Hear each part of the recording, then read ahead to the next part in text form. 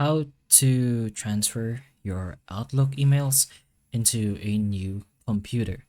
So you would supposedly have two situations. The first one is if you are using an Exchange Outlook 365 account or a local POP or IMAP account. So for Exchange Outlook 365 accounts, most of your emails, your contacts, calendar items are stored in the server. So all you need to do is just install Outlook on the new computer and log in with the same account. So the server will automatically sync your emails, folders, and settings to the new device. But if that's not the case, and if you are using a local account or a POP setup, you're gonna make use of the file feature over here, where you can download, export, or import files.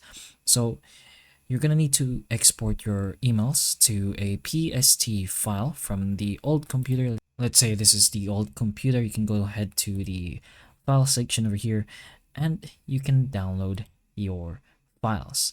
So with that, you can save the PST file to an external drive, and once you're on your new computer, you can go ahead and still go back to the file section and either just open the files. So you can import from another program or file. You can do Outlook data file as a PST file. Then you can select the PST file you save.